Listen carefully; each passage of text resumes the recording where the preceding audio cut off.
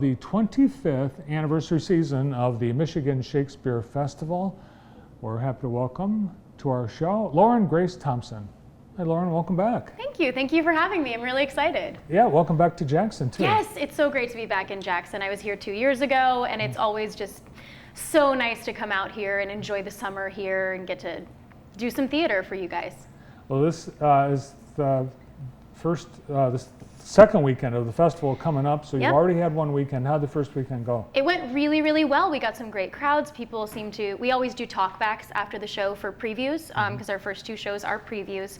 And so we get some feedback from the audience, and we've been luckily getting some very productive feedback, some very positive feedback. We've been implementing some changes, which is always interesting, kind of putting it out there for an audience, then getting notes from your director, coming in, working new changes, and then opening the show. So Lear is now open. We will be opening 2 gents on Saturday night, and then we go into previews for Cyrano. I actually go right from here back to a technical rehearsal for our third show, which will be starting performances on Thursday night. Yeah, it's King Lear, Two Gentlemen of Verona, and Cyrano de Bergerac, and which to me is so impressive, Lauren, is that most of the cast of the company are in all 3 shows. Yeah. That is something that's really, it's a huge appeal for actors, I think. These type of contracts are so fun because you get to do such a wide variety of performance and get to feel so many different energies. I think that especially these first 2 shows that we've just opened, King Lear, which is this epic tragedy where we're all very intense, and we're the audience, you can't hear a pin drop in the audience. It's so tense and so beautiful. And then we have 2 Gents, which is a very light family comedy. And so you get to experience both of those kind of simultaneously, and you as an actor have to just turn on a dime and be ready for that change. And so I think that a lot of us really love that and really want to rise to that challenge. And also, I think that's really fun for the audience members to see the same people as completely different characters. Yeah, so you've got the serious with King Lear, the comedy, but then a farce with Cyrano de Bergerac. Yes, I would kind of describe it as a romantic comedy. It has some very, very light moments, but also there is some beautiful language in it. There are sections of this show that are just poetry, I remember I read it in college. It was one of my favorites of my mom. And so I read it on the page, and just reading it is gorgeous because you have this beautiful, beautiful imagery of love in the show, and they're surrounded by such silly characters, but I think at the core of it is this beautiful, beautiful love story that I'm really excited for people to get to see. Well, I think we have a shot of you on stage in, I think, this year's festival. Oh yeah, that's me and King Lear. Yeah. Yeah, I play, so that is our tragedy of the year. And we are led by John Leopard of Williamston Theater, and he's kind of a veteran of Michigan stage, and it's an honor for me personally to get to act alongside him. And so I play his youngest daughter, Cordelia.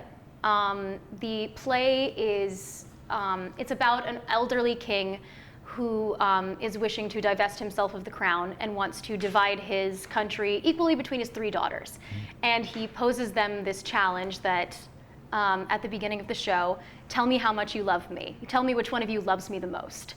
And so you have the 2 older daughters who are more ambitious and more kind of power hungry in some different ways. And they're willing to play the game, and my character is not.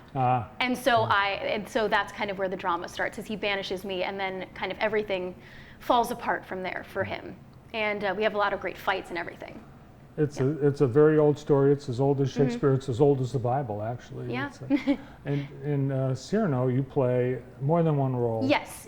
Cyrano is one where I get to play a couple different hats. I play kind of the maid for Roxanne, who is the main character, the main romantic interest. So I get to do a little bit of comedic, like sidekick, basically. I'm like the best friend in the rom-com. I also get to do a bunch of fighting in that.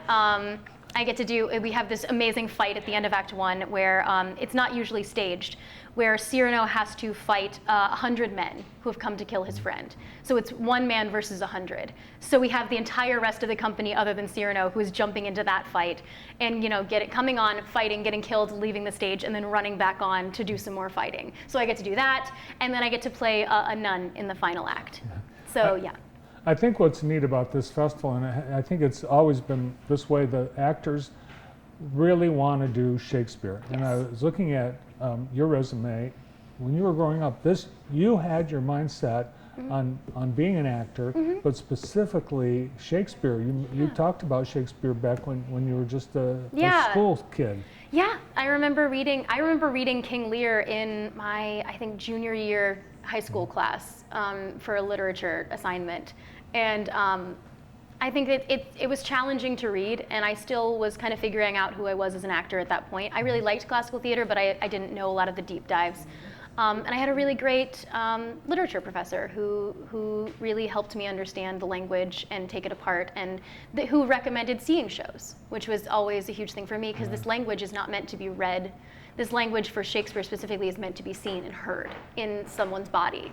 And I think that's why people have a hard time reading Shakespeare, studying Shakespeare. Because that's not what the format that it was meant to be in. It was meant to be experienced. So I think that's what's really cool. I think the way that Rob Kozlarek, who is our third director, who directs Two Gentlemen of Verona, has actually shifted the text a little bit. Who has actually taken in bits of other plays, because it's a play with a problematic ending and a very tricky ending. And I think that he has, as an adapter himself, has taken other words from Shakespeare and really crafted this ending into something that is incredibly beautiful. Yeah, with Shakespeare, there's some artistic license that the director and the cast has. Yeah. What is the role that you have in Two Gentlemen? I have a bunch of different roles in Two Gentlemen of Verona. There are only 6 cast members that play a couple dozen characters. So I know Alan Ball is playing 7 different characters. I'm playing, I think, 3. I'm playing Julia, who is one of the main 2 lovers of the show. I'm playing Speed, who is the clown servant of the male main character. And then I am playing, Julia then goes into disguise as a man, Sebastian, and then I'm playing a hunting dog named Moises. So there are dogs in the show, yes. Does the dog talk? No, they do not talk, but we have, it's a show that is famous for having a dog in it, and usually it's an actual dog. In our show, we have actors playing the dogs. And Claire Jolliffe is playing the kind of main scrappy dog named Crab, and she's doing absolutely hilarious, genius work as this dog. It's amazing physical comedy. So you are in 3 shows, and in 2 of the shows you're playing multiple roles. Yes. How do you keep track of what your lines are? How do you remember all that? Well, I would say a good director really helps. I think that there have been several times in specifically Two Gents where I've gotten notes from Rob, our director, about how physicalities start to blend a little bit, how specifically between playing Sebastian and playing Speed, they're starting to get similar. So he really, he stays on us about making sure these characters are distinct, different human beings. And so that really helps. If we were left out on our own, we wouldn't be able to do it. And then also our costumers. Emily McConnell is our costume designer for Two Gents, and so it's a completely different feel from character to character. And then it's just making big choices at the beginning. So for me, it was Julia is all about posturally, it's up posture, and Speed is a very slouchy character, a very informal character that's always kind of hanging out in the background of scenes very, very casually. So it's about a combo of things. Well, it sounds like people should see all 3 shows. Yeah, I think so. I think there's a little something for everyone. We have a big, dramatic Game of Thrones style tragedy. There you go, Game of Thrones. If you like Game of Thrones, this is very much what we're going for. We have a big family comedy. We've had a lot of kids loving Two Gents. And then we have an amazing date night show that is Cyrano de Bergerac that's really if you want to be just swept off your feet. All right, it continues this weekend and actually runs through the 3rd week of August. When July ends, the company picks up and moves to Canton, to the Village Theater. But this month they're in the Bauman Theater at Jackson College Potter Center, and this weekend starts on Thursday at 7:30 with Cyrano de Bergerac, and that actually has 2 more runs on this weekend, Friday at 7:30, Sunday at 3. Two Gentlemen is Saturday at 7:30, and King Lear is Saturday at 2 p.m. So all 3 shows this weekend. Yep. Well, have a great run, and thank you so much. Thanks for coming in today. I'm happy to be here always. It's great thank to you see for having me. Yeah, Jackson's lucky to have back on the boards for the Shakespeare Festival, Lauren Grace Thompson. And you can get tickets online. You can call the Potter Center box office, 796-8600, or visit MichiganShakespeareFestival.com.